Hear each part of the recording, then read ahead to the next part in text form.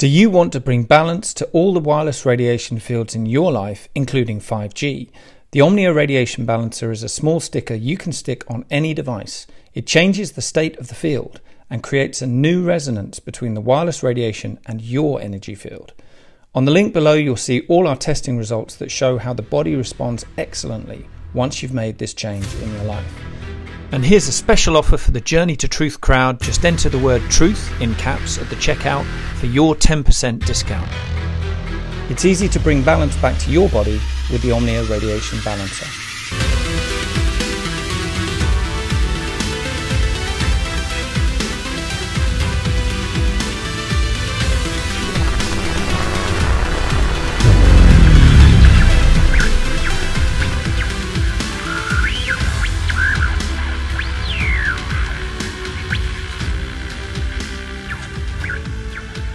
Yeah, I've been researching for, since 1969. And then I really started heavy researching since I went, being an ex-ABC newsman, I was wondering what the hell happened. This could have been a world-changing event, so I've been doing a lot of, I sent you my web link, I've been looking back all the way to the beginning of the 20th century and looking at all the witnesses and documents. And after you research enough, it all starts to, put together a larger picture of what's going on. Definitely. And we're going to get into all that. So I'll just go ahead and do a quick little intro and we'll get started if you're ready. I'm ready to go. Sweet. Hey guys, welcome back. Tonight we are joined by Dan Willis, former U.S. Navy. He spoke. This is the 20-year anniversary for the Full Disclosure Project, National Press Club in 2001. It was May 9th, I believe. Right? Correct. Just before, not too long before 9/11. So that's interesting in itself because I remember I remember hearing one of the testimony talking about like a terror attack, a coming terror attack, and then look what happened. But this is the 20-year anniversary of that. Dan spoke there, and it just seems fitting to have him on and discuss this, seeing as we're nearing the end of the 180-day deadline for the COVID. Where was it? On December 27th, Trump signed the COVID relief bill. And within the bill, they had a 180-day deadline to release official UFO disclosure. Yeah. So to the 18 intelligence agencies, they're going to release all of their data. All the intelligence agencies. So June 25th is that deadline. So we'll see. But there's a lot surfacing right now surrounding this. And we know a lot of this stuff is limited hangout. It's all truth wrapped in a lie. We're not going to get the full story. That's for sure. I'm sure they're not going to tell us everything they have. Well, what they're pushing is it's still an unknown origin, which we know is not the case. It's just BS. Yeah. It's complete BS.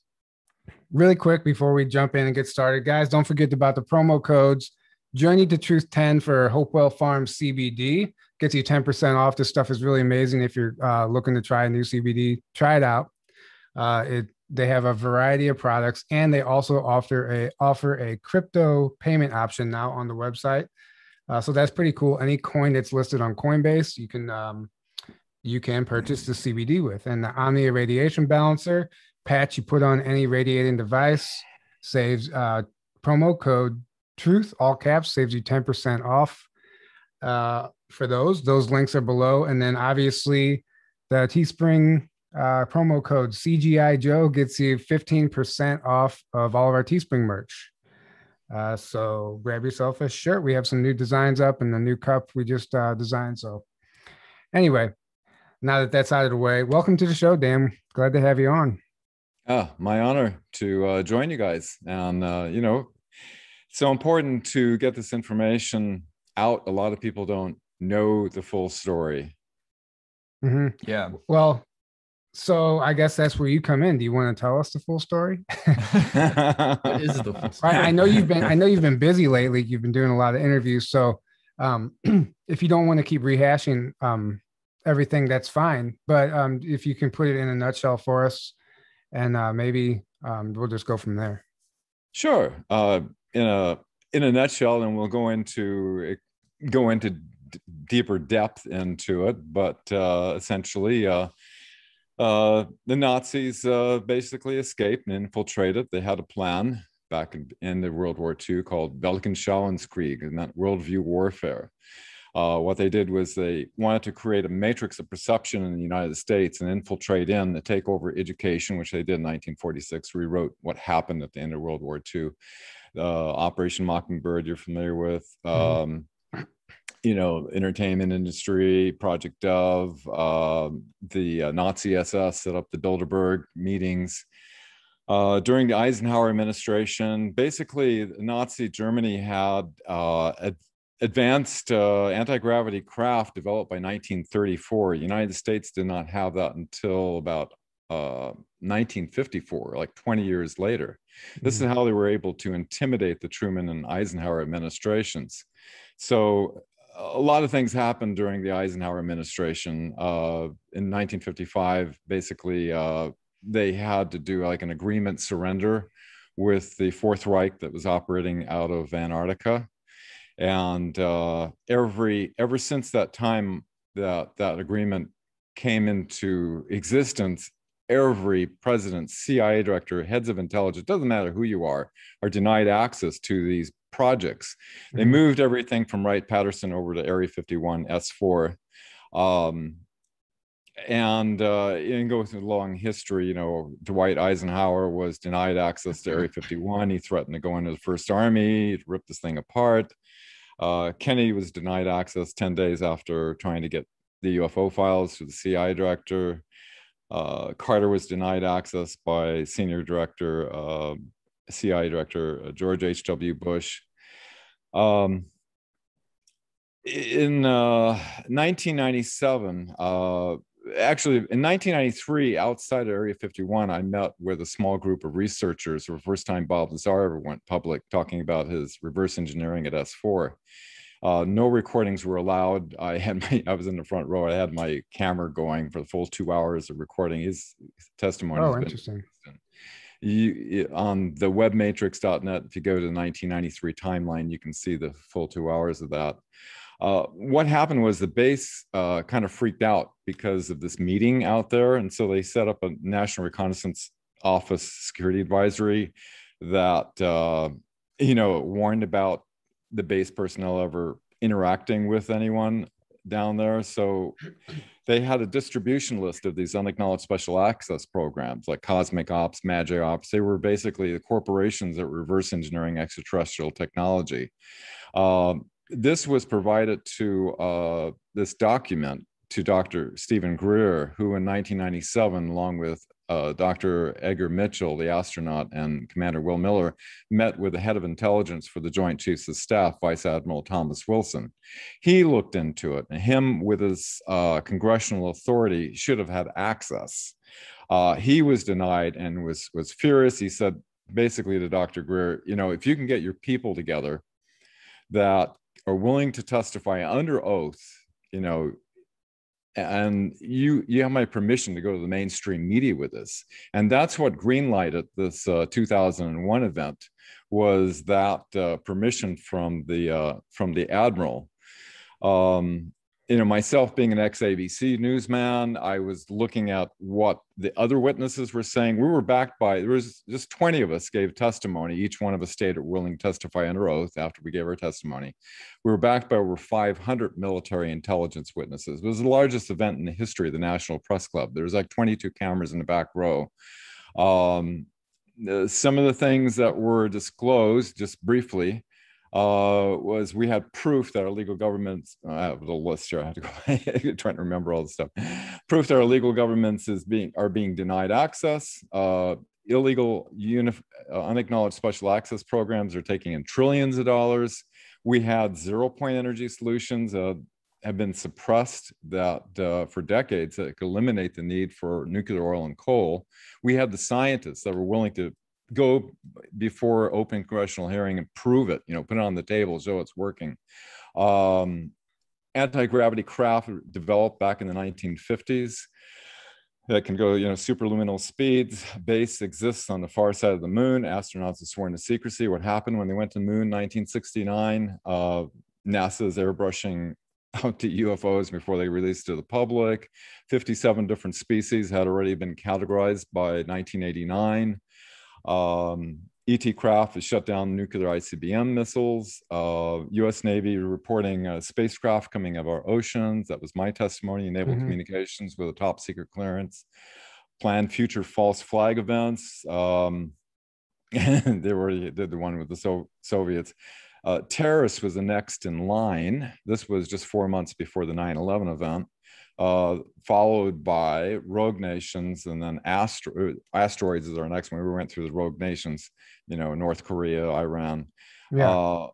Asteroids is the next one, and then the final one was the alien card, alien threat, and a whole lot more. I mean, it's explosive testimonies. Yeah. Any one of these could have grabbed a lot of people's attention, but the media did what the intelligence agencies call limited hangout. They made it sound like we wanted to have a congressional hearing on, just the reality of UFOs, which didn't imply that our government's basically been illegally infiltrated by these operations that basically lost control going all the way back to Eisenhower. So that's kind of the short story of it all. Yeah, so let's pump the brakes a little bit, because that's a lot to unpack. I have tons of questions going all the way back to the Germans going to Antarctica. I think it's New Schwabenland or something is what that was called. And I actually have a map of their base in this book right here. It shows all the outposts and everything. It's very interesting, but it doesn't take much research outside of Google to realize that this actually happened. You can find it. It's just not officially verified. So that's where you have the discrepancies and did this really happen or not? So what are your thoughts on that? What actually took place there as far as them going to Antarctica and developing a secret space program? Because the U.S. Navy was at the forefront of the secret space program, from what I understand. Is that correct? Well, it started with the Germans first. The Vatican was helping the Nazis escape, through the rat lines, giving them Knights of Malta passports and things like that. And so there was kind of a connection there. The Nazis developed, as Professor Hermann Oberth said publicly, we had help from people from other worlds. The reptilian race had given them advanced technologies that they given them. There was deep under the 2-mile ice shelf facilities that they set up their secret space program, which they have operations there today. The corporations basically brought over huge amounts of slave labor, which the Nazi mindset is always used. After Admiral Byrd went down, he was sworn to secrecy, and he in a Chilean newspaper, he let out a little bit about, we have to worry about, enemies that could fly from pole to pole at tremendous speeds. I remember that, because they were completely wiped out. They wiped out all their aircraft and everything by their anti-gravity craft that had directed energy weapons. Well, that was Operation High Jump. Operation High Jump. Yeah. Well, it's just interesting to me as far as the secret space program aspect of it. I'll let you continue. I guess you were getting to that. In around 1952 in July, there was a flyover over the Capitol building of a whole squadron of the Nazi craft that were intimidating Truman and Eisenhower, that led up to the surrender agreement. And it's just kind of interesting. In 2017, you didn't hear much about it on the mainstream media. You don't hear a lot of things on the mainstream media, but the JFK files came out and it revealed that Hitler was alive and well in Argentina, and also Heinrich Himmler was alive as well.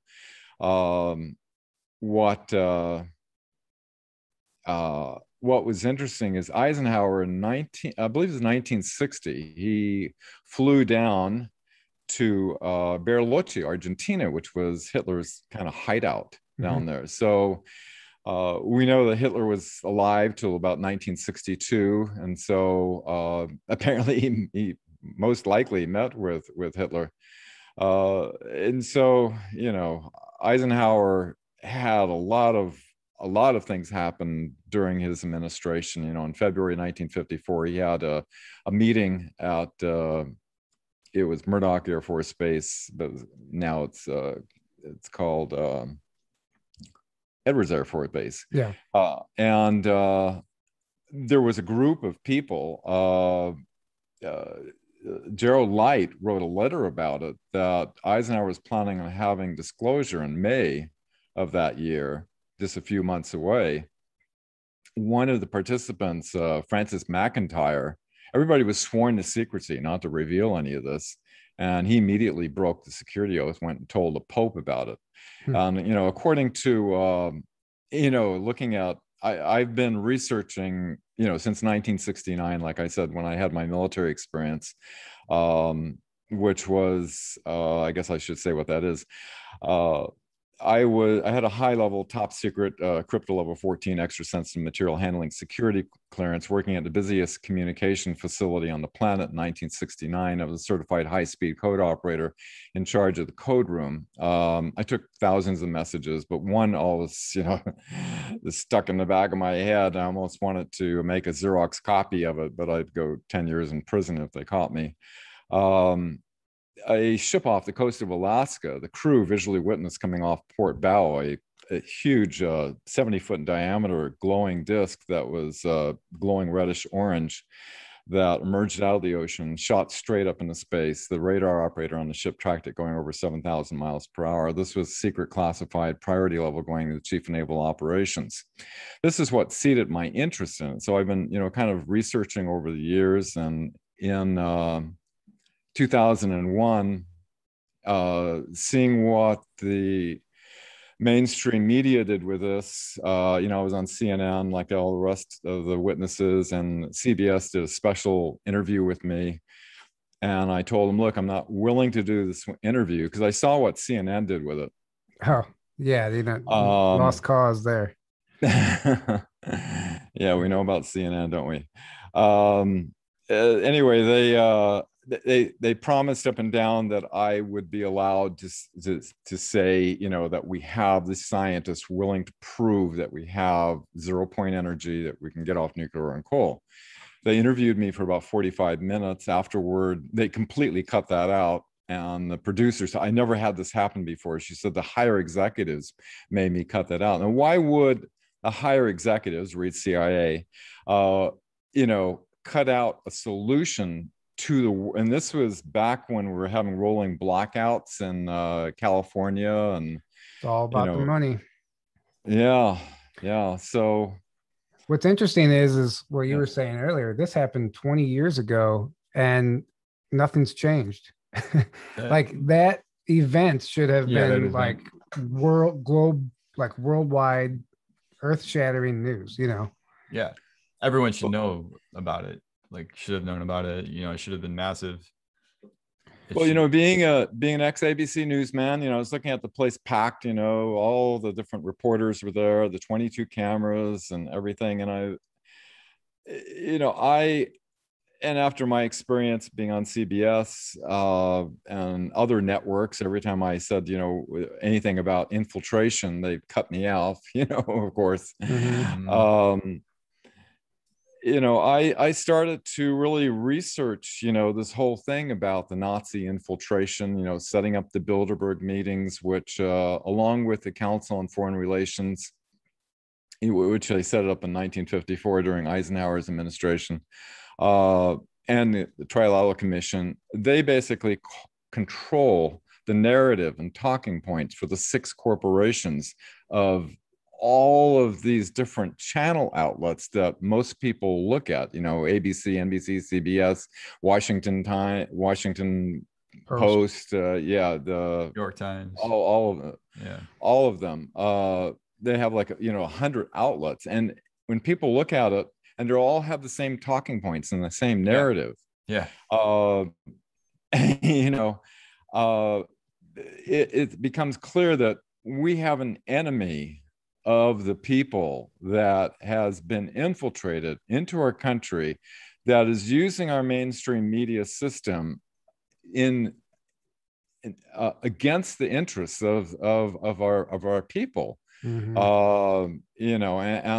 Just recently I'm looking at what the mainstream media has been pushing for the last year, and I won't say anything because the keywords, what highly credible doctors and scientists are saying about any injections that modify our genetic code, Well, and the effects that happen, and people should research into that, because these people are not baseless conspiracy theorists. These people are like high level, ex-vice president of Pfizer, head of, different people who are highly credible, are trying to warn the people what the mainstream narrative is doing. Counter narratives and the censorship, as you're well aware of, is rampant to try to keep this. But we won't go into that subject because we know that channel will get like the other one about the 17th letter of the alphabet, which I'd like to go into a little bit. Sure. Well, yeah, and we can. But you said it, you put it best in one of your previous interviews I just caught. Irregular warfare is what we're looking at. This is a war. I mean, it really is, in every sense of the word. It's just not very apparent if you're not paying attention. But if you're paying attention, it couldn't be more obvious. It's actually scary and it's concerning. And that's why we're doing shows like this, so we can at least spread the word. And it's got to help somehow affect the collective consciousness, just by talking about it. So thank you for coming forward and doing all these interviews lately, because I mean, it's like you're kind of being called on right now, but this is what we're here for. The feeling is very mutual. I'd like to share something that I've been researching. I'm one of the old, a lot of the witnesses are no longer around. Commander Graham Bethune, who also had an experience as a pilot with UFOs coming up, he passed away. Carl Wolf, who talked about the bases on the other side of the moon, he was on his bicycle and a big truck came around and ran him over and killed him. And he said at the end of his testimony, he says, and here it is 30 years ago today, and I hope to hear it on the evening news, but you never heard it on the evening news. And then my good friend Clifford Stone, who I did shows with, he was a crash retrieval team member, and by the time he got out in 1989, they had a book that different species, carbon-based, silicone-based, that you have to treat them in different ways. 57 different species. And then just recently, in the last 2 weeks or so, Mark McClandish, who talked about the alien reproduction vehicles that was witnessed at 1988 at Norton Air Force Base.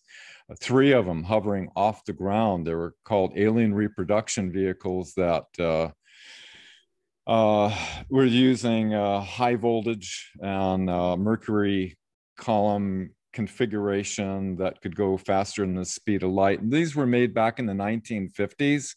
This was like an antique show. Sure. He was recently ruled a suicide, a shotgun blast to the head. Oh, no kidding. I didn't realize that, actually. He was in McCandlish. Oh wow. So he was in Above Majestic or Cosmic Secret, one of the two. Above Majestic. And he was talking about breakaway civilizations, I believe. And he's like, either it's all bogus or this is really happening. Other planets with humans, all with very similar looking technology. It's like I don't know. It's just really interesting. I had no idea that he had shot himself, if that's actually what happened. Right. There's 5 intelligence agencies looking into what happened. That tells you something anyway. And it's believed, and I have to confirm this, that he may have been planning on testifying in the upcoming, we're talking about the 180-day disclosure coming up in June for the Senate on the UFO UAP. What he has to say, revealing that we've had technologies back in the 50s developed.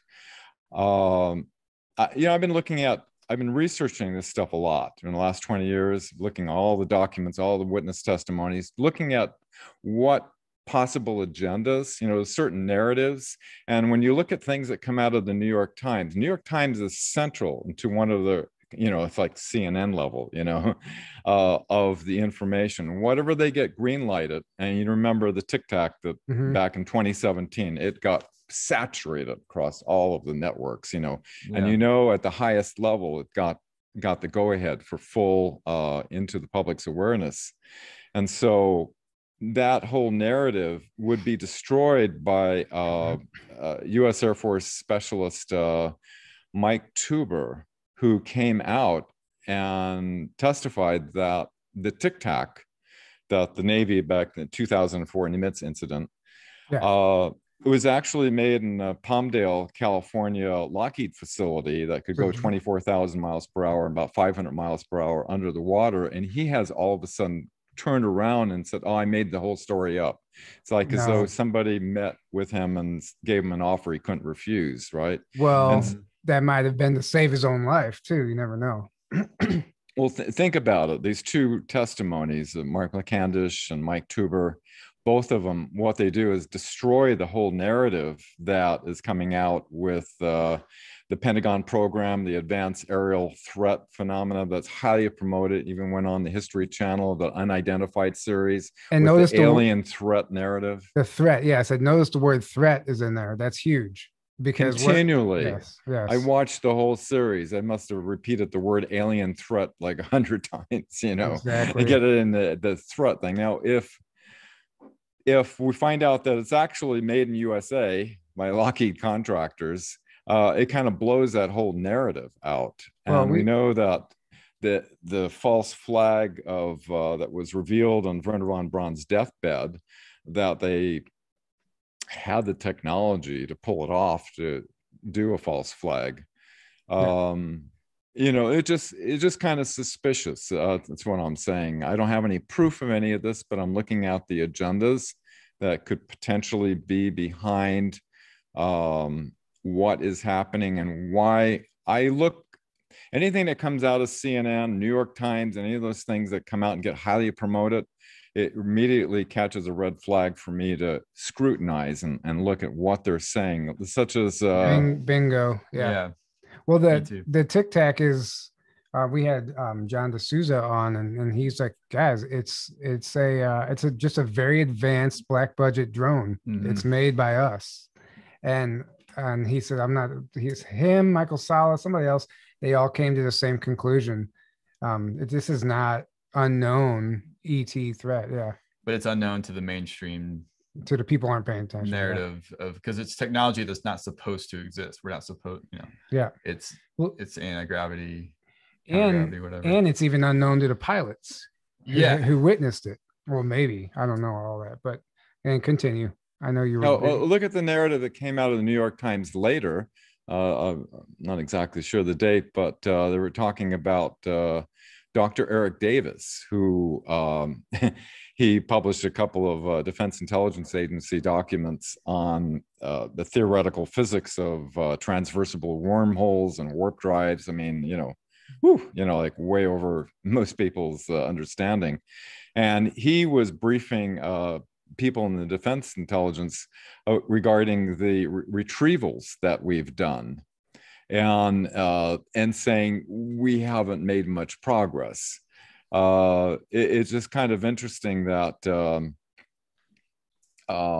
after Admiral Wilson was, the head of intelligence for the Joint Chiefs of Staff, after he was denied access in 2002, he met with Dr. Eric Davis outside of the EG&G building that flies everybody up to Area 51S4 in the Admiral's limo, and he probably had a tape recorder because he transcribed the whole thing, and it went on the internet all over the place. You guys probably saw it. Basically, the corporations, probably most likely Lockheed or something, that were denying because he was not on, they call it the bigot list. Only certain people are allowed on these to access these unacknowledged special access programs. And these programs are hidden like layers of an onion into other special access program, so most people can't find him. He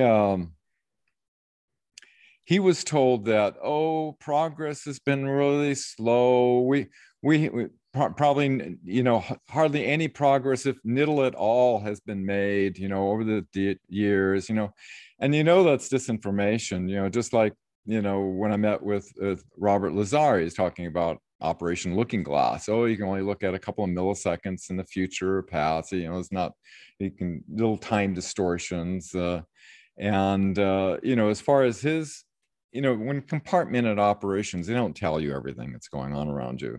That's you how know, they so keep it secret anyway. He had no idea of that. You know, the Mark McCandless's testimony that we've had anti-gravity faster than light craft going back all the way to the 50s. And as you mentioned, the US Navy's secret space program, yes, it inspired, this event inspired Dr. Michael Salla, who's a good friend, also inspired a hacker over in the UK, Gary McKinnon, who, he hacked into the U.S. Naval Space Command and found the Solar Warden Navy program that, you know, had fleet-to-fleet transfers, non-terrestrial officers, you know, and a picture of a huge cigar-shaped space cruiser. Exactly. And you know what's interesting is I used to go to a local MUFON meeting once a month, and they were talking about this. A guy I know, he is an ethical hacker, and he was breaking down the Gary McKinnon thing. And the argument against the non-terrestrial officers just means that it's humans working off planet. That's what they're trying to say. It's not actually ETs. It just means that they're not working off here on Earth. So it's interesting to hear the argument against it, because I automatically think of ET. Not, I mean, I don't know. What do you make of that? Well, you know, it's interesting that the head of the Israeli space program comes out and says we already have operations on Mars and our joint ET. The Galactic Federation. Yeah. And, you know, like I said, I'm like where I was going. I'm an old 20th century witness, right? I mean, ever since the year 2000, you've got the 21st century witnesses that are coming out claiming to have 20 and back Turagurdi in the secret space program. Well, I've been researching all these testimonies. That's my favorite. And it's highly fascinating, you know, which the Navy launched back in the early 1980s with the help of the Nordic race, which had extremely, you know, this stuff is sounds science fiction like that it keeps its own best secrecy. You know, people think, you know, this is like this crazy made up stuff, but well, there's no paper trail. There's no paper trail for any of it, and these guys are being mind wiped. It's designed to remain secret. Like they never plan on disclosing it, so they're not intentionally not leaving a trail. So when you do try and do your own research, you only have testimony and maybe a leaked document here or there.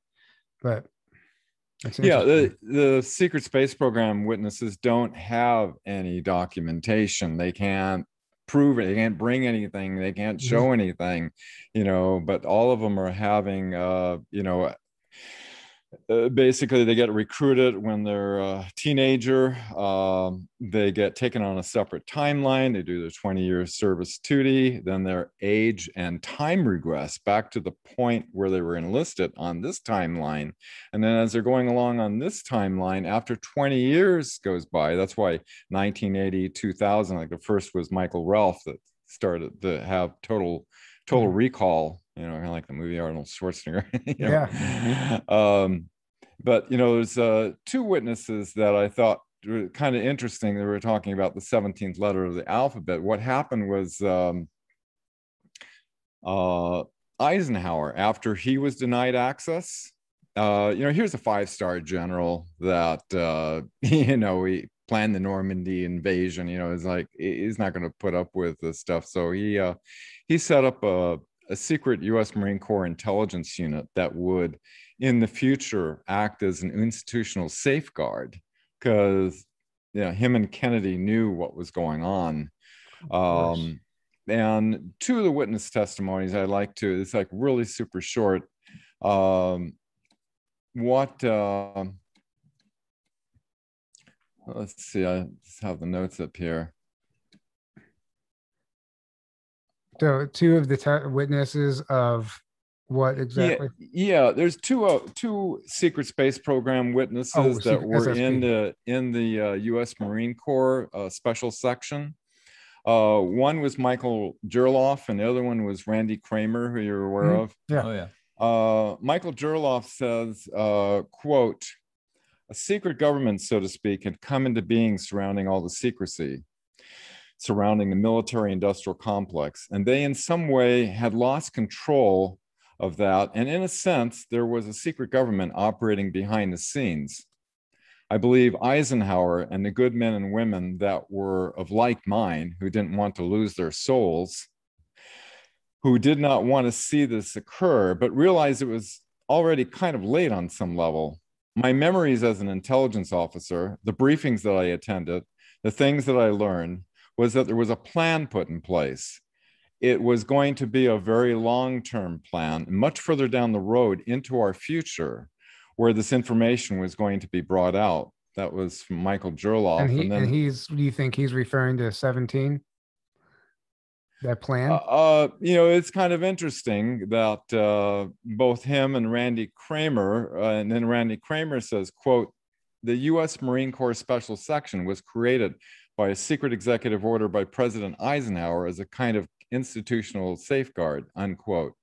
And so this future institutional safeguard, we know that there was a plan put in place, a 16-year plan, which you're probably familiar with. Obama was first to do the first 8, and then Hillary was supposed to bring us in the new world order. They're still trying to pull it off, but either yeah.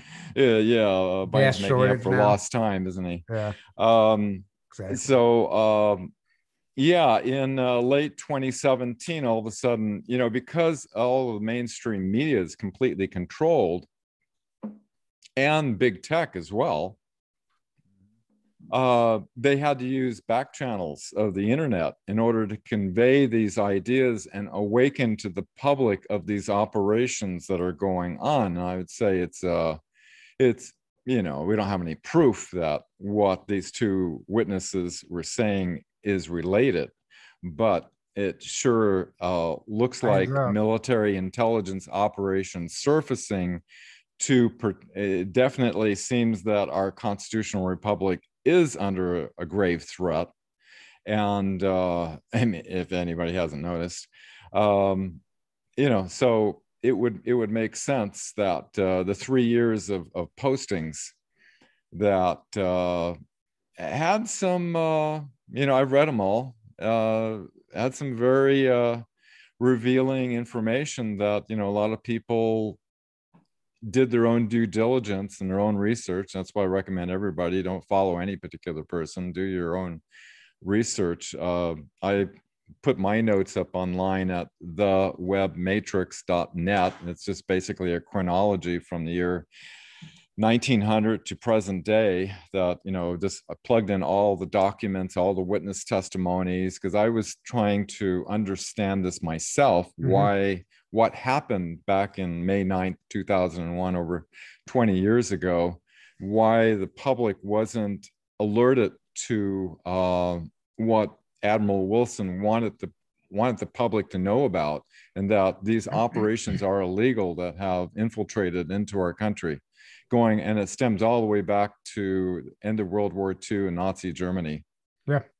Now, what are your thoughts on the first of all, do you have any more insight as far as the testimony goes on bases on the backside of the moon? I'm just curious about what was actually said, what was disclosed as far as that goes, and your thoughts on the actual Apollo missions. Sure. Well, Carl Wolf, when he was in the Air Force, he had a secret clearance and was working at the NSA, NASA facility that they were doing the lunar orbiter project, where they're making a mosaic of the moon before they were planning on doing the moon trip in 1969. he was in a photographic room, and apparently they had some difficulty with some of the equipment, and he was a specialist on that. And the coworker, he was a secure compartmented area, started to lay down these photographs. He says, by the way, we've discovered a base on the other side of the moon. And he started laying down these photographs of domes, mushroom-shaped buildings, towers, you know, all on the dark side of the moon, or the obscured side that we don't see. He was afraid for his life. At that point, they realized they broke compartmentalized security.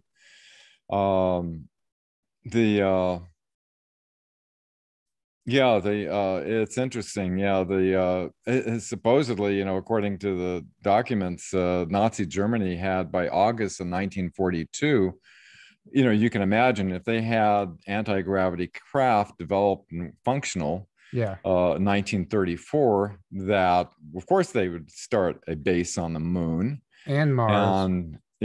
And Mars, exactly. And it's my understanding that, from other whistleblowers, that one of the bases actually was swastika shaped on the moon. Correct. Yeah.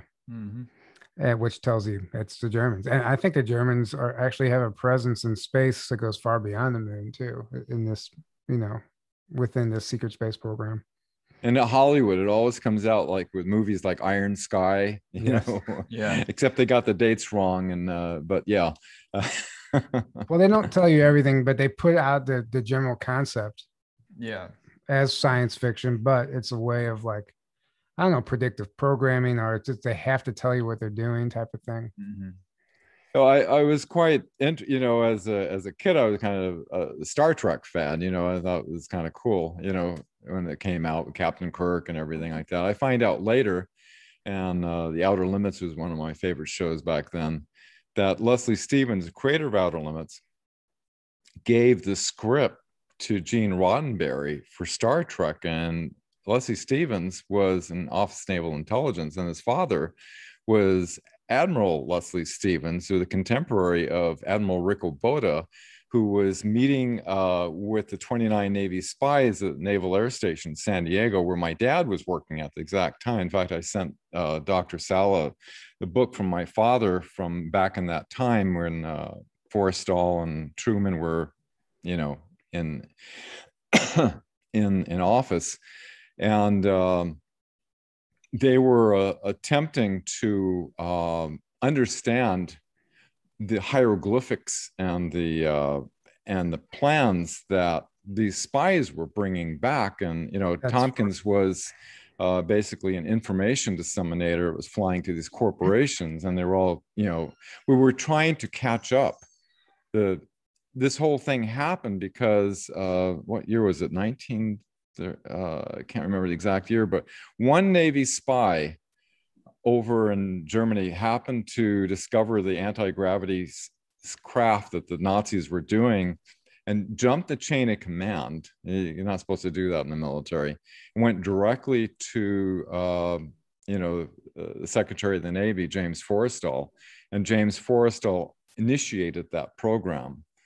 And so we were desperately trying to catch up. And this is how the Nazis were able to, because of that 20-year technological advancement, this is how, and, you know, after what happened at, you know, with Admiral Byrd and Operation High Jump, you know, it basically ended up like a surrender type of agreement. Yeah. Yeah, it's very, very fascinating what took place back then. And I've recently came across some information, absolutely no way to verify it, but there's information now saying that the spies were discovering this stuff in Germany just because the majority of the US was unaware of it. But allegedly there was some very high ranking US military officials already working with the Germans prior to the war. And so it was just a different faction of soldiers and spies discovering this information. But in the meantime, they were already working together. I don't know if that's true, but it could be. I mean, why it's so important to control the perception of the public. You know, this whole plan to, took over our education and the media. They started with Operation Mockingbird, 1950, with 400 journalists. Now, they have it so fine-tuned, so polished that, a person watching, the evening news and things, it's like it doesn't even cross your mind that all this is being fabricated toward an agenda that is being used against the American people. And, when you grow up, your parents watch television, right? And you watch as a kid, you watch television, they're trusting what they see on TV. And as you grow into adulthood, you kind of take that along with you, and you just, watch TV. What's new? There's got to be people that are fact checking, what's going on. There can't be fake news on here, and so people just naturally trust what they see on TV until they start noticing certain glitches in the information and have this little cognitive dissonance going on with this I know for sure is happening, but the news people are saying just the opposite, and it doesn't make sense. And then, like what was his name, Brandon, it was the walkaway movement. It was kind of interesting story. He was like a liberal for Hillary, left-wing person, and a family member. If with somebody other than a family member, he probably wouldn't have done it. But he said, "Oh no, CNN's fabricating this, making it up." And no, they're not. And so he took it on as a challenge, and found out indeed they were fabricating it. And all of a sudden, he flipped 180 degrees and started the walkaway movement.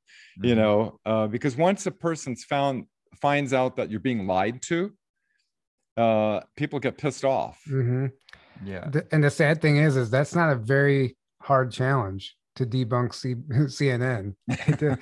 It's really not, especially anymore. It's actually like almost laughable. Like you just see right through it. But thank you, Project Veritas. Is like they're coming out saying, we're using propaganda, fear sells. We've been hammering the straight from their own COVID thing to the ground.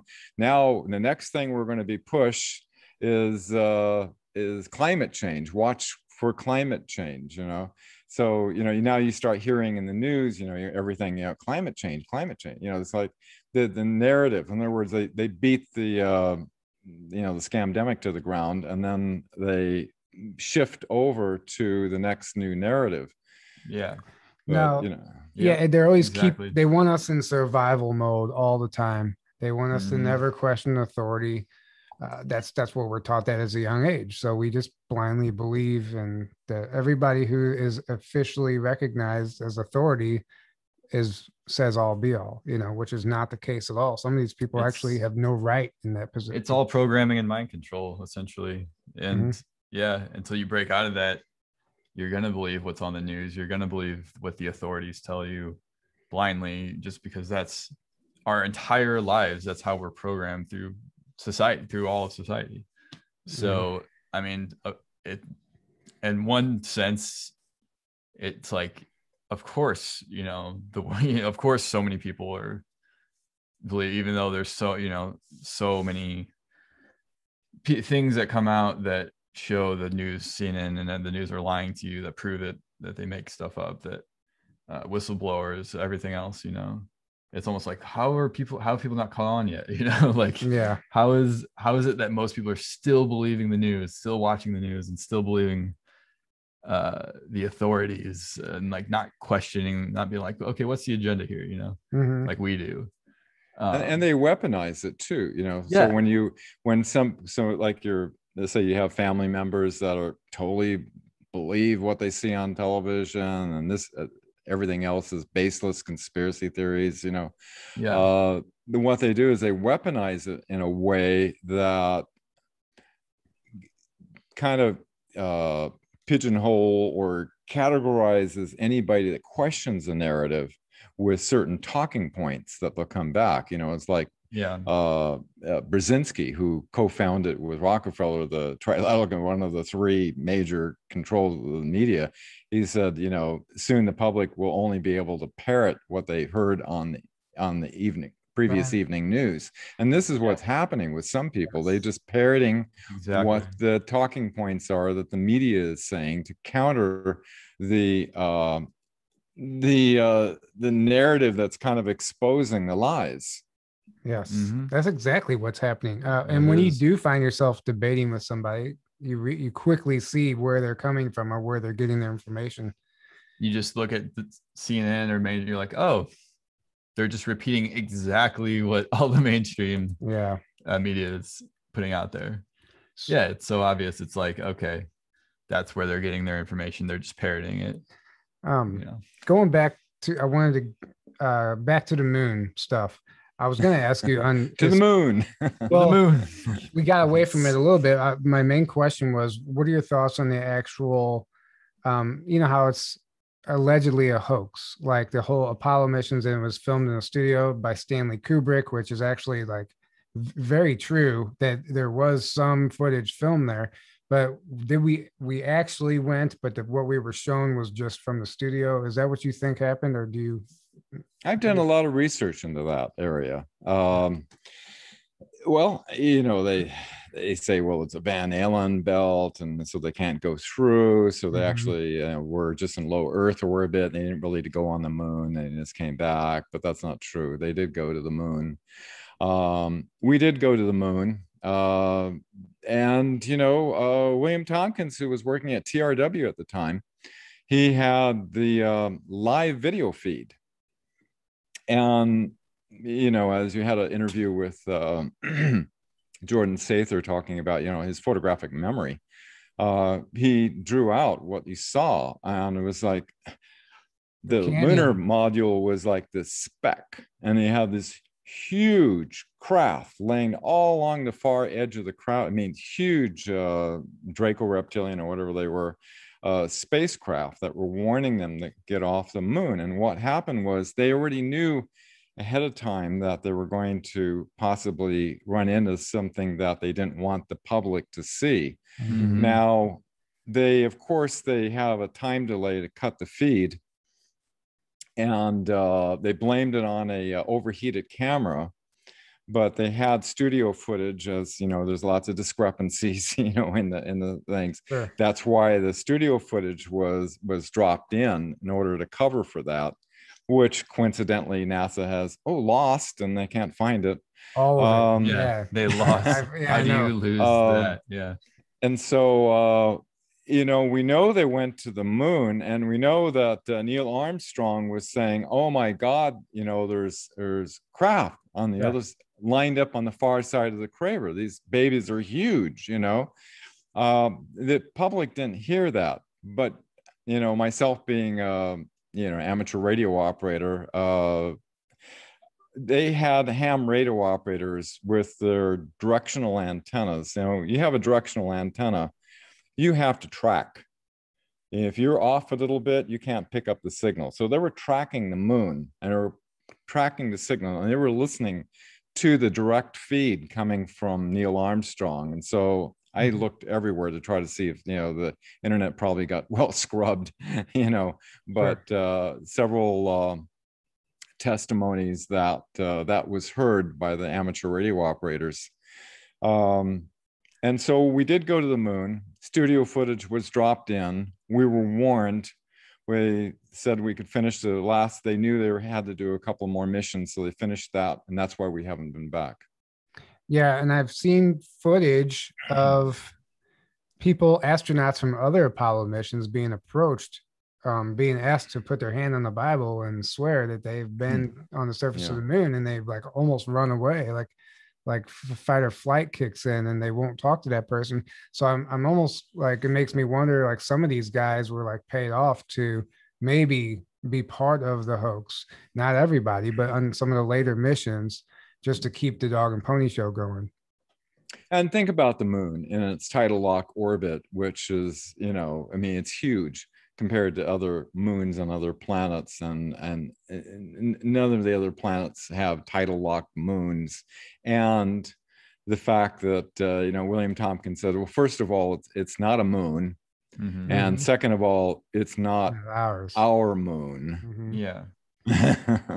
And when they did the tests, the thing rings like a bell. It's hollow. Yes. And it's a metallic. Yeah. It was parked. It was brought here apparently a long time ago. It's a ship, basically. Yeah. Basically an alien spaceship in tidal lock orbit around our planet that wasn't here according to ancient records. There was a time when before there was a moon. So well, that's a little bit of what I know about the moon. What's interesting too is that I've seen footage, multiple videos of people who have just a fairly decent telescope on their camera filming the moon. You can see craft, sometimes a whole fleet of craft flying. Right. I mean, you could probably do this yourself if you just had a mediocre telescope and you were able to film it.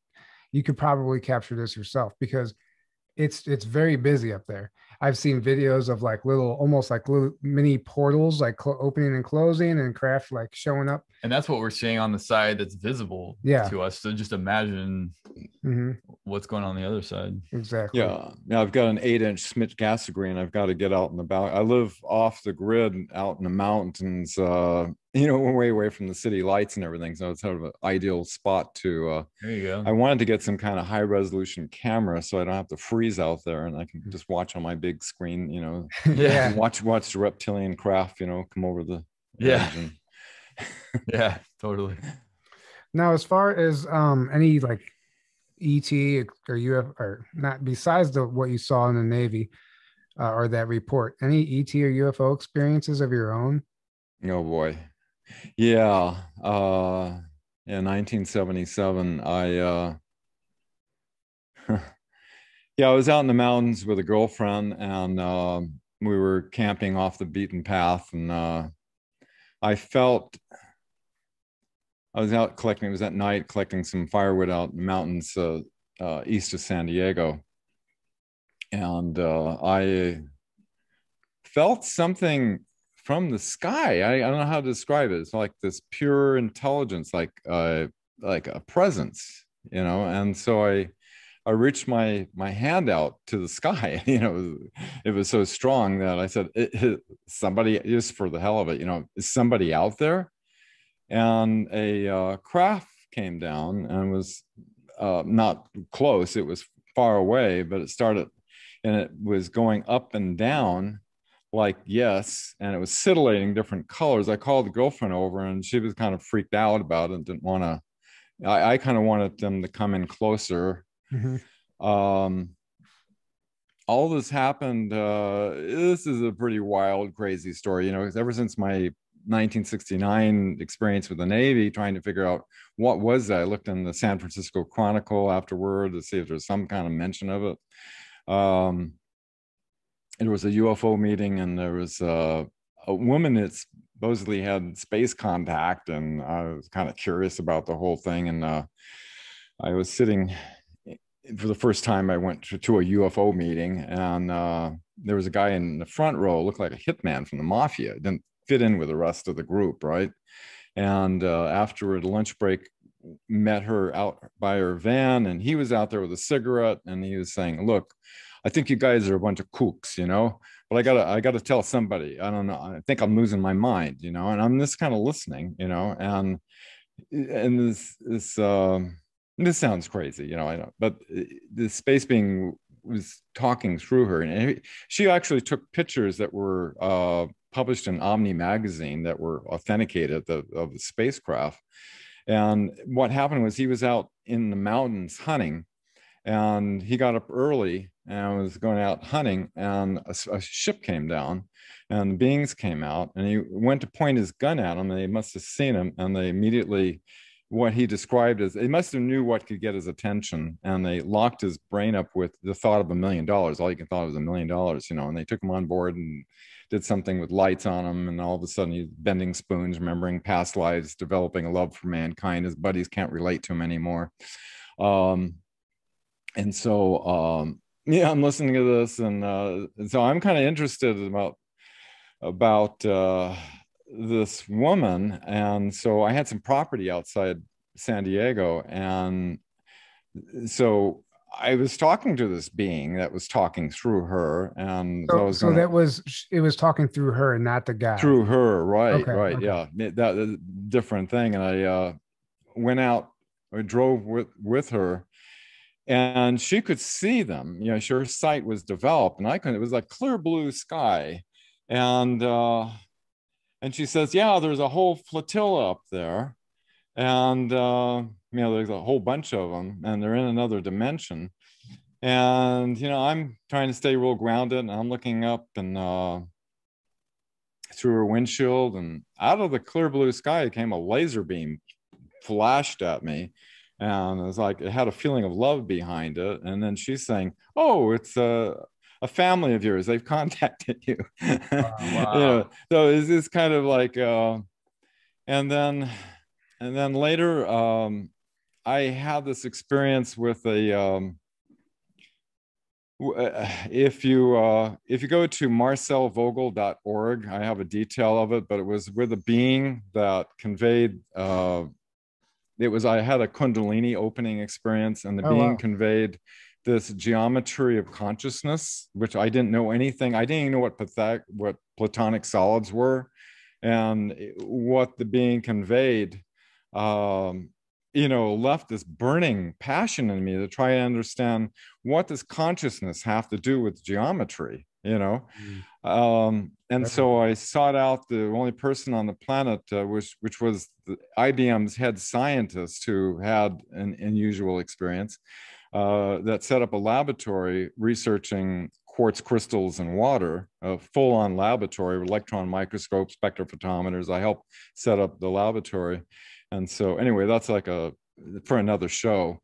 But, you know, so that was, and then I worked for the government for about 13 years, Naval Electronic Engineering Center, on all their electronics and satellite stuff. After I left, I went with my brother up to the Hopi Nation. He had a 107-year-old Hopi Indian chief friend. And so I was driving up through the mountain at night. It was driving for many hours, getting kind of tired. And so I pulled off the side of the road, and all of a sudden my door flies open. You know, my brother opened the door, and he yanks me out on the road, and he got out and was stretching. I was just sitting in the driver's seat, and he was saying, look. And he must have seen it when it was starting to come up, and it went right overhead. It was looked about 50 feet in diameter, totally quiet. It was whitish with kind of a greenish hue to it, completely quiet, and then went out across the desert, and then just right angle turn like that. And it was kind of interesting when I looked up at it. It was probably about 100 feet above us. After it left, the sky, you know, I wasn't smoking pot or on acid or anything like that, but the sky like had these psychedelic patterns. And I find out later that the brain, when it's exposed to a high magnetic field, will have these geometric patterns and things. You know, I thought it was kind of interesting.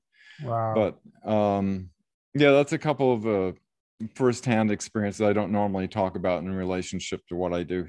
You know, well, I appreciate you sharing it. I mean, it's actually important because there's probably a lot more happening that you don't even remember as well. Or there could be, you could be getting downloaded information or whatever might be happening during these encounters. That's a friend said that when I was in San Diego. I was out on the street, and she said a saucer came over, and a blue beam came down, and I don't remember it, and she swears by it. It happened, and then after the Disclosure Project conference, I had lunch with Jaime Musan, who's kind of the 60 Minutes guy in Mexico. He invited me to come down to Mexico on Telemundo television. So they had a group of about 6,000 people. I was with Dr. What's his name? Anyway, he had the alien breed. It's like a crazy thing. Anyway, I was on Telemundo television with Jaime Maussan, and we were talking about, that we have these technologies that alleviate the pollution that's happening in Mexico City and everything. And I brought a friend who speaks Spanish, since I muy poquito español. And so I had a little convertible Porsche, and we're going back across the border, and I have a regular mechanical clock that's in there. And it was midnight when we left, and the freeways were totally clear. And I had the top off. It was a summer night. It was really nice. And so I'm flying down the freeway, exceeding the speed limit of usual. And our homes are 30 to 45 minutes away at the most. We both got home at 4 a.m. And there was like 3 hours of missing time. Sure. Wow. That neither one of us, didn't make any sense, or. Yeah, I've experienced that myself. Just where did the time go? Yeah. It really makes you wonder. And it's a very common thing, just with people experiencing that. Yeah, I was at East Eddy, and I woke up in the middle of the night. It was like 3:14. I got up to go pee. I came back, couldn't fall asleep, looked at my phone, and it was 6 o'clock in the morning. Yeah. And I was like, but I remember waking up and feeling like the whole room was like in this vortex. And it was really weird. I just don't know what happened, but I was so blown away, because I was like, I felt like I missed an entire half a night of sleep. And, I was like, well, I guess I'm starting my day now. You're like, how is it 6 a.m.? Yeah. Preparing you to do these shows. Yeah. Yeah. There you go. Exactly. So is there anything, any updates or anything that you haven't shared yet, or that you're willing to talk about? I'm suspiciously looking at the the Senate hearing that's coming up in June, which way they're going to spin the narrative. Mm-hmm. You know what I mean? Yeah. And there's some group that believe all extraterrestrials are benevolent. Mm-hmm. And there seems to be a connection with the Vatican there and on other certain people. And, there's definitely indications, like Phil Snyder and William Tompkins, and I could go on, that there is a predatory race. I believe that most of them are benevolent or benign. Sure. In the universe, but I'm not. I think it's there's always a few bad seeds. To assume that there is not anything that's predatory in the universe is kind of presumptuous, I think. Yeah, absolutely. Yeah. Well, well, I guess we'll see. I'm very curious. I think speaking of 60 Minutes, I think on 60 Minutes this week, they're going to be covering this UFO disclosure, or no, it's not UFO anymore. It's UAP, right? Unidentified aerial rebranding it. Because the UFO has a stigma to it, so they rebranding it. Yeah. So they're going to be covering that on 60 Minutes. So I guess we're going to get a preview of what to expect, which we already know. I already know. It's telling the people that the mainstream has on to discuss this subject aren't the right people, because I forgot what his name is. He's the director of the documentary he directed the Bob Lazar documentary. Oh, Jeremy Corbell. Yeah, Jeremy Corbell. Yeah, he's still pushing the narrative like it's an unknown species. We have no idea where this is coming from. This is not our technology. That's what they were saying. He was saying on Fox. I'm like, next. I mean, come on, that's what we're gonna get. But well, I believe Bob Lazar completely. He has been 100% consistent. I recommend check out the webmatrix.net at 1993 and watch the 2 hours. It's also transcribed there, so you can compare notes. And all my notes have references, so that you can compare with your own notes, don't go by everything I have, but compare with your own notes and research this for yourself. And it's amazing. People who do a lot of in-depth research, and I know I can tell you guys have been around the block with this information. Mhm. We all kind of come to somewhat similar conclusions. The truth has this ability to resonate. Yes. Yes. You said it. Well, so the interesting thing to me is that we've got like clearly the powers that be on the planet are wanting to start this disclosure, but obviously a very controlled, narrow thing that fits their agenda. They're going to tell us and focus on the threat aspects, as we talked about, toward an agenda and try to like funnel it into that. But to me, it's like, for one, I don't see, like, because you can only control so much, and like people are gonna, you're telling people, hey, there's ETs that not only exist, but they've been here, whether you want to say they're still here or not, they've been here and we have their technology, and that's going to spark a curiosity, like, well, wait, what? Now they're going to start, and you can't diving more into that, and you can't compete with the experiencers. And then people are going to start giving more credibility to experiencers, like, oh, maybe they're not crazy. Mm-hmm. Maybe they're not making this up. Maybe they actually had these experiences. And two, the UFO sightings are just off the charts right now. Like, it's crazy, right? Like, it's almost like the ETs themselves are trying to, it's accelerating their own disclosure, like trying to be like, we're just going to keep ramping up until, mm-hmm. There's no way you can hide this anymore. And they're not hiding it. They're just not covering it, But yeah, but like the ET, like I'm talking like the ships there, because there's the ones that are ours that are technology. Yeah, but clearly the ones that just are like energy ships and stuff like that. Yes. And those sightings are ramping up, and it's almost like they can't just come down and like say, hey, we're here, because of the whole free will and that whole aspect, and also because we're still under this control. Mm-hmm. But they're trying to do it in a way that like gets us raising our consciousness and asking more questions and becoming more aware of them. Like, oh, what are they can't, nothing can stop like, what's coming, right? Yeah, that's really what it comes down to, is like, nothing can ultimately stop.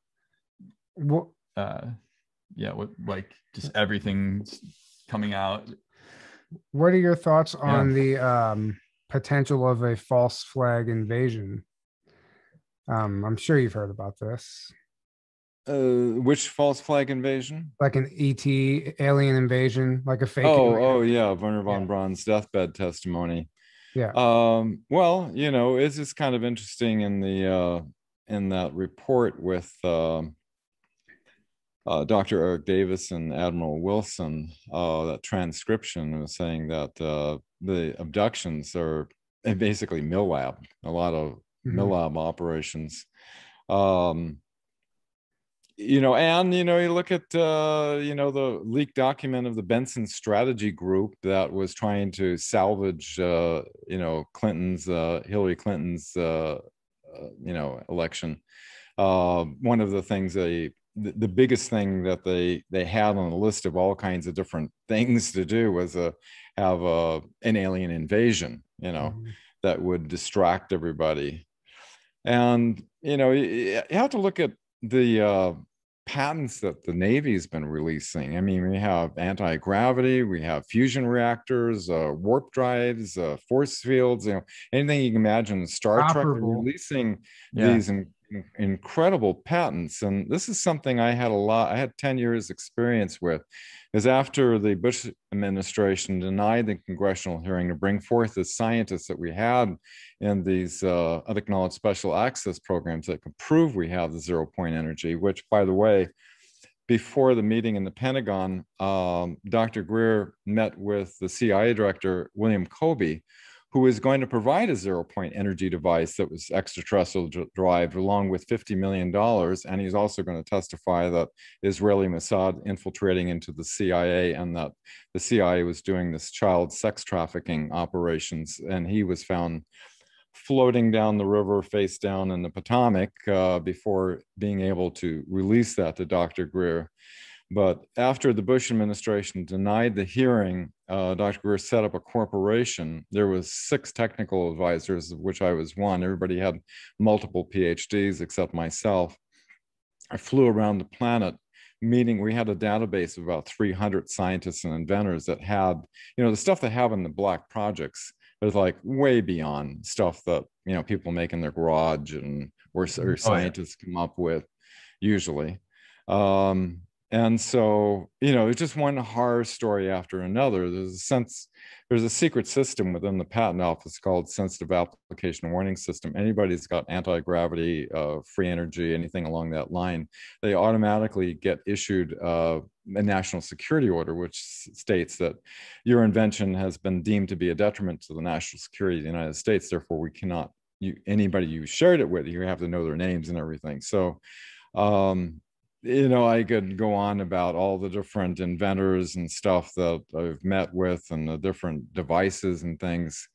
But for example, when I flew down to the Dominican Republic with Professor Loiter, and we vetted this device that this Mohawk Indian had developed that was producing out of 1 watt of power, 500 watts powering light bulbs, fan, and boom blaster playing Caribbean music for over an hour and a half. We documented that. I was going to fly back down with a professor to blueprint it out, and then we're going to send it out by 5 different carriers in case we get whacked on the way back. Just before we got there, he said 2 CIA agents showed up at the door, and they said, this works, you're dead.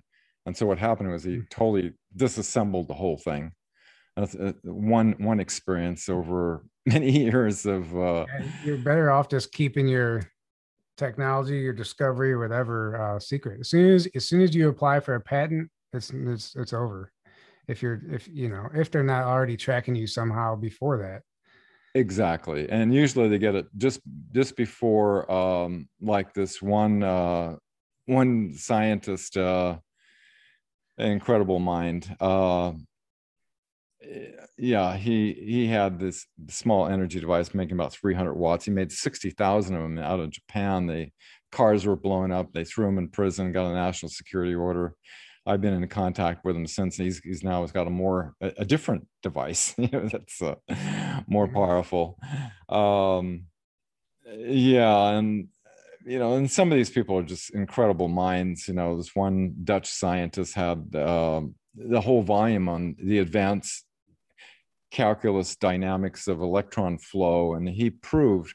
Dr. Greer set up, my fiance and I, we were living in Virginia in this apartment that we set up as a temporary lab in order to vet some of these scientists and things like that.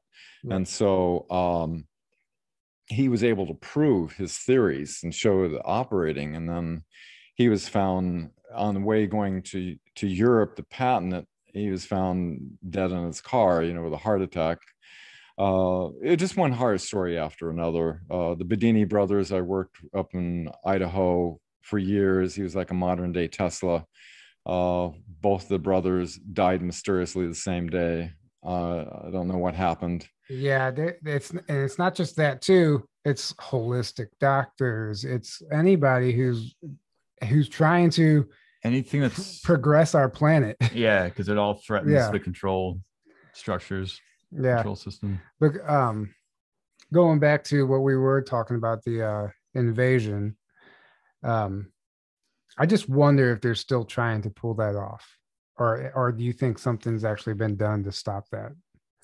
Well, you're looking at all this alien threat language, which certainly does seem to feed, if the public knows that we've had, the technology to look like we're coming from outer space, then that totally kind of destroys that narrative. So who to say who this is, Sure. And then some people think it's like, well, the saviors, and other people say, oh, they're all demons, and you have all these different groups, you could say, of the UFO community that have different beliefs about what extraterrestrial life is about. And some of them have agendas. Some are tied to possibly the Vatican. Some are tied to the cabal, which the deep state, which is, as right after the National Press Club 4 months later, sure enough, like clockwork, we had the terrorist event. And we know we have the technology to pull off a asteroid event with the rods of God that are up there in space. Sure. And suspiciously, all the observatories, because of the COVID situation, have been shut down. And so you just have to pay attention and look at all these little indicators that could be laying the groundwork for an agenda with taking the information and spinning it. Yes, and that's a great point. I'm glad you brought up the observatory thing. So many people forgot about that, but they were all shut down at one time. And what happens is it forces you to rely on any space news to come from NASA or SpaceX now, or wherever it is. So they get to feed you that narrative. And talking about 9/11, we know that building was pre-rigged with explosives. I had a friend of mine I worked with forever. He went crazy, right? Started telling people that he was, told me that he was recruited to go to Mars, right? This was back in like 2016, I think. He started giving me all of this information back before I knew anything, really. I was still very new to all this. He started telling me all this stuff about a fake invasion, about Trump and what he was going to do, and Obama was the Antichrist and blah, blah, blah, and things that were just over my head at the time. But he told me about a fake alien invasion. And he told me that a lot of these buildings, a lot of the buildings in these major cities are already pre-rigged with explosives. So if they use Project Bluebeam technology, they can fire a fake laser beam at the building, but set off the explosion, set off the bomb. And he was telling me all this stuff. Long story short, he told me he was leaving to go to Mars on a specific day. And after that day, I have lost all contact with him. I don't know what happened to him. As far as we know, he's a missing person. I've had other guys that worked with him look for him. I don't know what happened to him. But I didn't take anything he said seriously until I learned about Laura Eisenhower being recruited to go to Mars. I'm like, well, wait, maybe there was something to what he was saying. She's just Skyping me on the side here. No way. Yeah, it's interesting. But I have to consider some of the things he said now, knowing what I've learned, and it still makes me wonder what the hell even happened to him. Oh yeah, the witnesses all heard boom, boom, boom, boom, boom, boom, and then for the whole thing to be dustified, the whole thing was turned into dust. You have to, there's so much, about the whole thing, and General Stubblebine talking about it wasn't a plane that hit the Pentagon. He's the head of intelligence, so you got all these leaks of information that. Hopefully it'll all come out and show how the public's been bamboozled for some time. Bamboozled. Yes. I like that word. That's what I'm going to title this episode. Yeah. We've been bamboozled. Deceived, tricked, lied to. Yeah. Because ultimately what we need is disclosure of how we've been lied to. And then, okay, here's the real here's the truth of what you should have been told this whole time, and but then it's like, well, once that happens, that means all mainstream media is gone, at least in the way it is now. Like we need and it should be, because when you look at the foreign interference, which they have proof of, which are our president released to the director of national intelligence, all the proof of the foreign interference. The military has it all. We appear to be under a provisional military, and that they have all the evidence. So it's just a matter of it's just a matter of time that when all this is going to line up. And but I think the period we're going through right now is for the people who haven't caught on. Yes, that what's going on. This is for this is to let the people know what happens when the deep state's in control of our government, and what's going on. Showing them. You can't just tell. They have to be shown. Yeah. And then 17 said the end, it won't be for everyone, or the end isn't for everyone. Well, it's not for us anymore. It's for everyone else who isn't aware yet.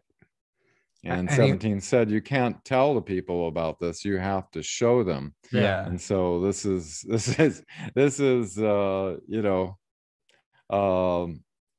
I mean, like 63 executive orders signed up right away, and just all the things that are going on is like, that doesn't wake people up. I don't know. Signature is not even the same. What will exactly? The entire thing's literally a show. We're being bamboozled. Yeah. Yeah. Well, this has been a lot of fun. Were you gonna say something? No. This has been a lot of fun. Thank you for coming on and sharing. All the questions you have? I mean, we could keep going. Keep going. It's up to you.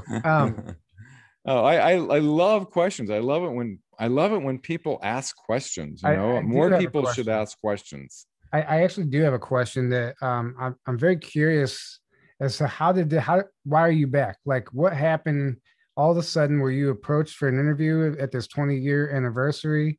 How did that play out, and why are you here again doing this?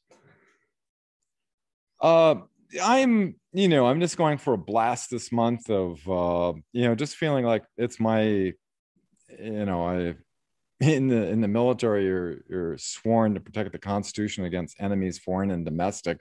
This is definitely, we have a domestic enemy. I served in combat action in Vietnam. That was a false flag operation. Weren't they all? I feel like, even though we may be preaching to the choir for the people that watch the channels that I go on, I'm not going to be on MSNBC or CNN, that's for sure.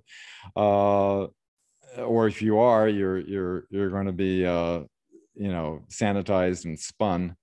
I just feel like there is this morphogenic field that all of us are connected to, all our minds, and the more we are putting this out and talking about it and things like that, just like people come up with inventions and ideas on the other side of the planet at the same time. There's this collective mind that we're all like a fractal of, that influences the other minds. And I feel like in the process of talking about this, that in some small way,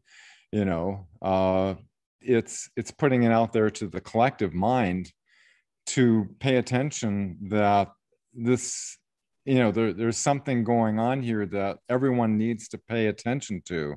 If you don't pay attention to it, then you'll be led down the narrative that they're leading everyone to. And that could be very dangerous for us, because the people who have infiltrated and controlling our mainstream media outlets are basically an enemy of our country, that are using the mainstream media, weaponized against us, and they, you have to look at the Nazi eugenics and big pharma, that they came over into the pharmaceutical corporations.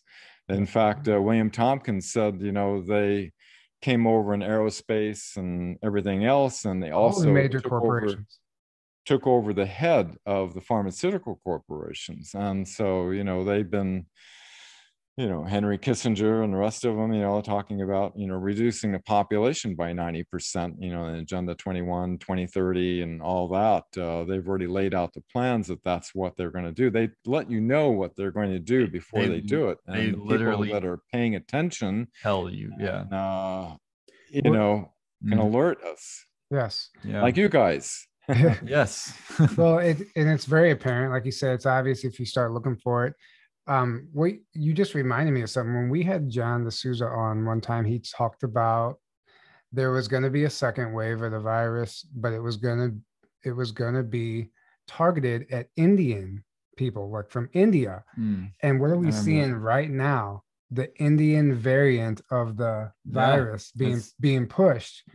And I thought, holy shit, he was right. Yeah. Like I was wondering, I didn't see it play out. I was like, well, maybe it didn't play out, but they sure as hell they're trying to push that. So and you hear different things. I hear some people saying that they know people over in India and they're not seeing anything like what we're seeing on the news. So correct. It's good to question everything. Correct. But what is crazy right now is what's happening in Israel. That is war footage. Yeah. I mean, that stuff it's scary. People Very, and very concerning. They're not letting people leave. So people are like having to hide from these missiles and stuff. They're trying to intercept them, but they can't intercept all of them. Another guy is coming forward saying that some of these buildings are specifically targeted to clear out the deep state, and this is not necessarily a bad thing. But I don't know. I really don't know. I don't really know either, but yeah.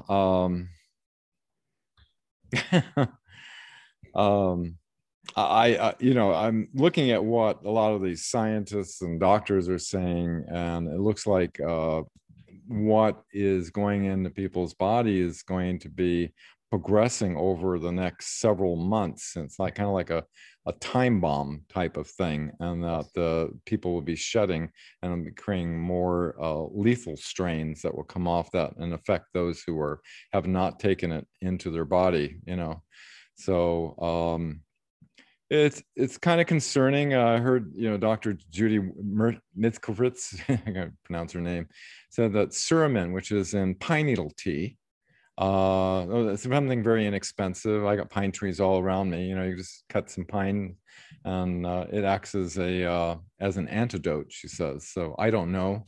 I'm not a doctor. Interesting.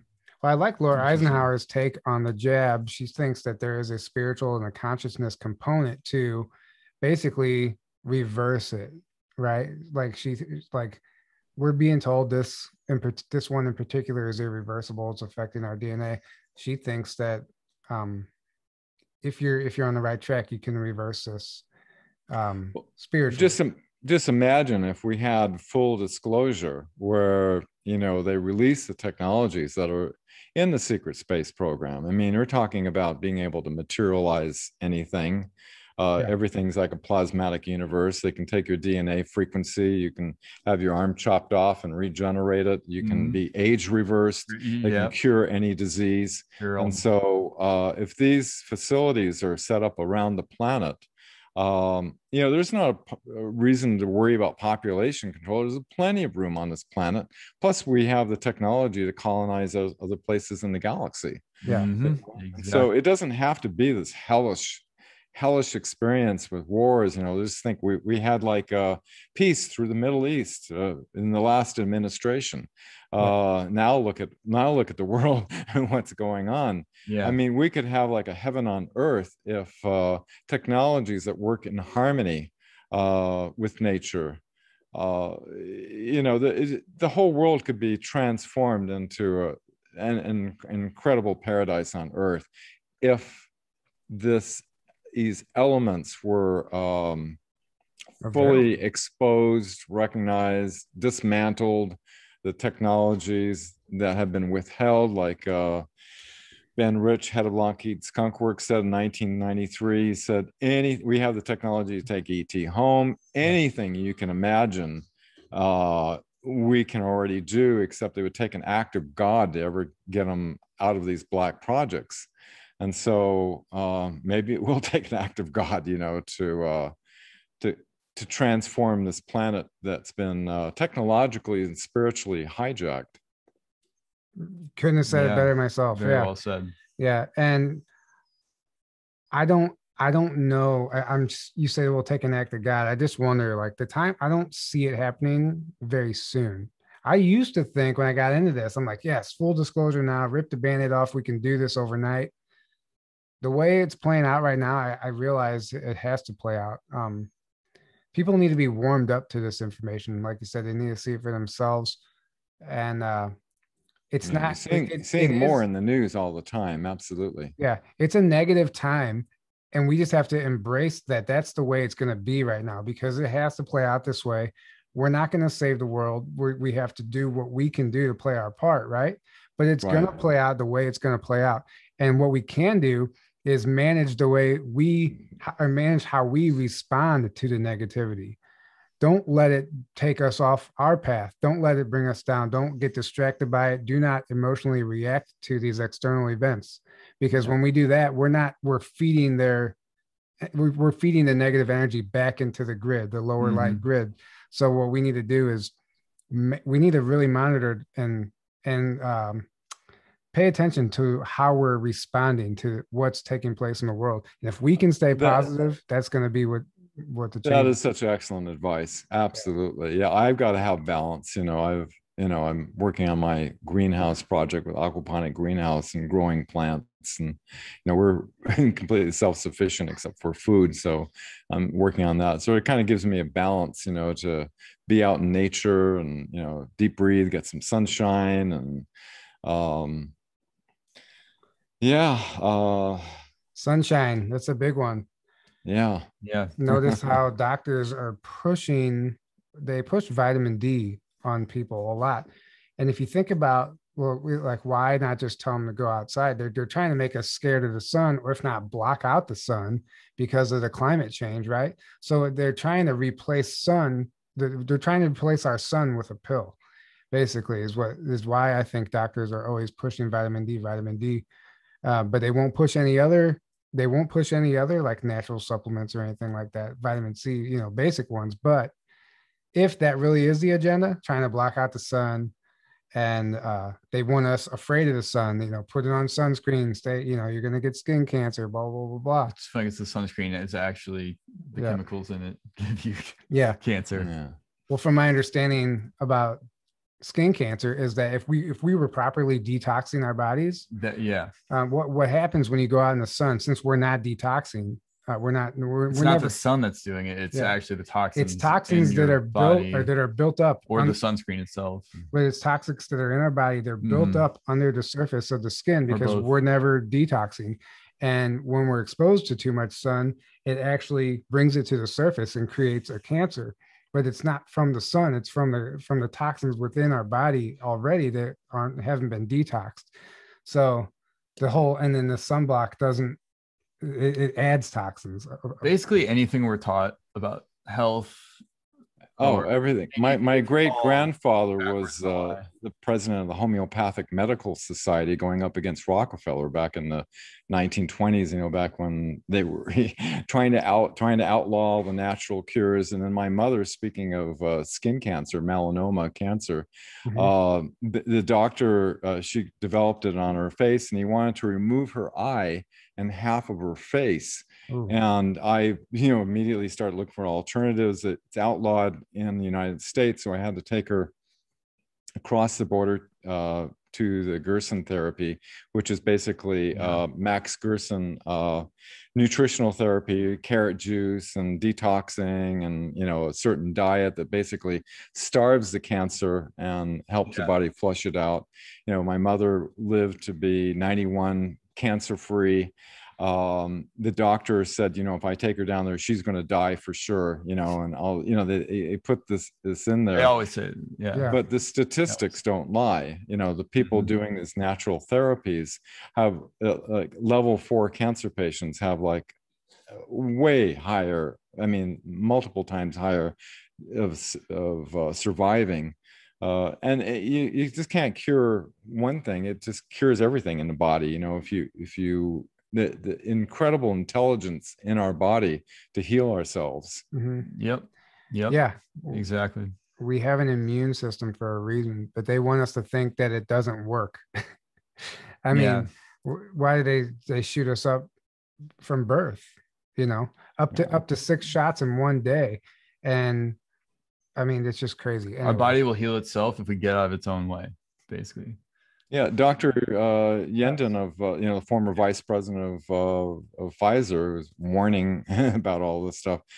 He says that the particular strain that we're all concerned about is only a 0.3% difference, which means the immune system, it's like patterns. It looks like for patterns, and if it finds that it's in other words, he's saying it's easily handled by our immune system, especially with a 99 point, whatever percent survival rate. You don't, you don't need to have an injection of anything, but they needed the fear, and they needed the, incentives for the hospitals, make it mandatory, and boost the cycles up so you get 97% false readings. And so that's how they base the whole thing in order to create these huge numbers and create this 24/7 narrative on the media that puts everybody into this fear to have them voluntarily take in something that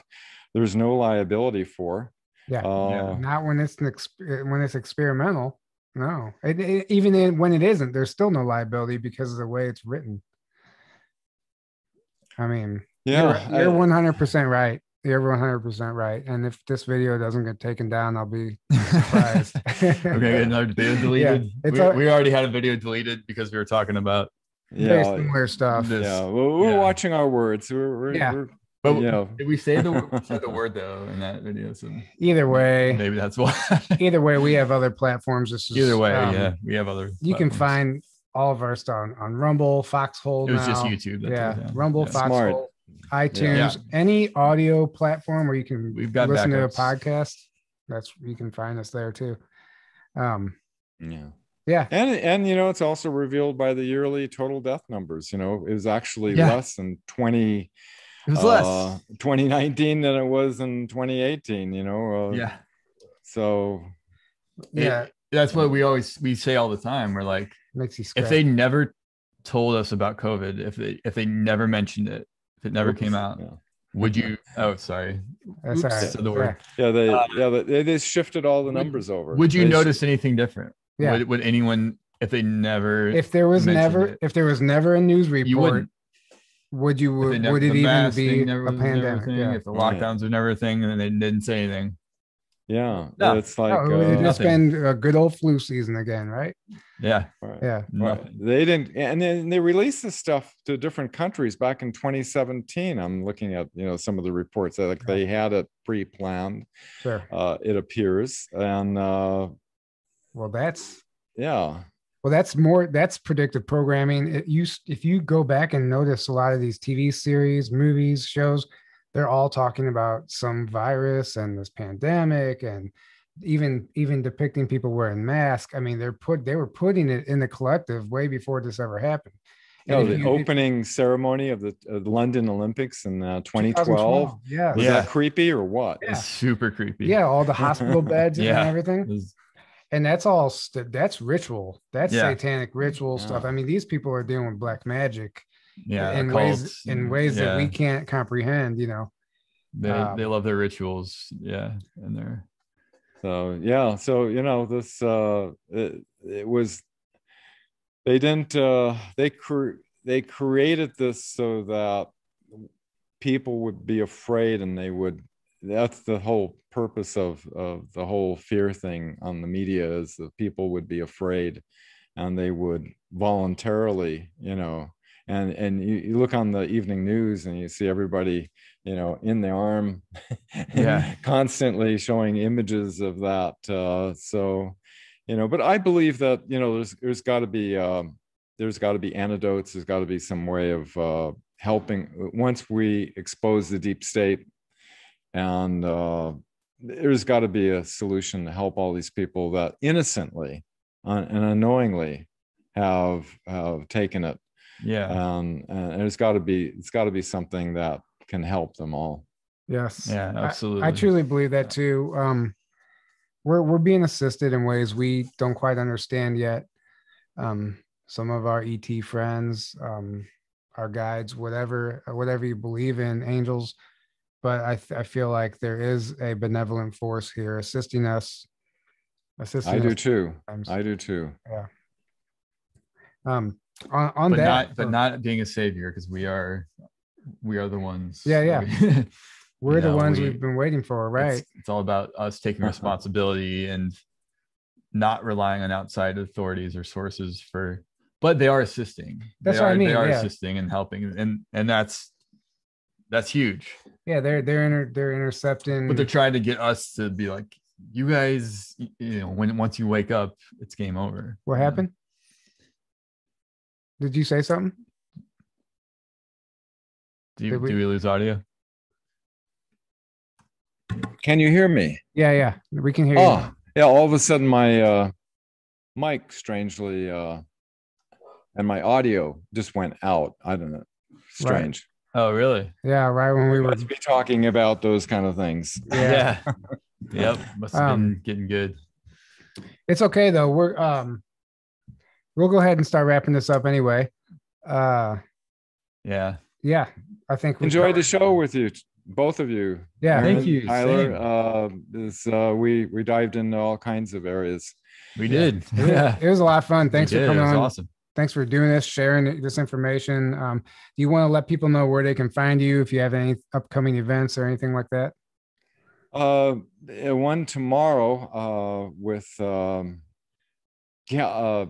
guess on my Facebook page. I don't remember all the links and everything, but facebook.com/disclosure witness. They haven't deleted me off of Facebook yet. Nice. And my notes on all of this is at www.thewebmatrix.net, not .com, but .net. And there's a couple of links in there that talk about the history of the media and how they controlled it, and do your own due diligence and research and find out the truth for yourself, and and have a voice. Yes. Yeah, exactly. Yes. Have Amen. a voice. Yeah, stand up, step into your sovereignty. That's what this is about. All right. Well, I think we're going to go ahead and wrap it up on that. Thanks again. This has been great. And, Tyler, Aaron, enjoyed it. Thank you. Yeah. Thank you, guys. Thank you so much. Thanks to all of our fans for tuning in. Thank you for the donations. Thank you for supporting us. We can't do this without you. And we will see you next week. Have a great night.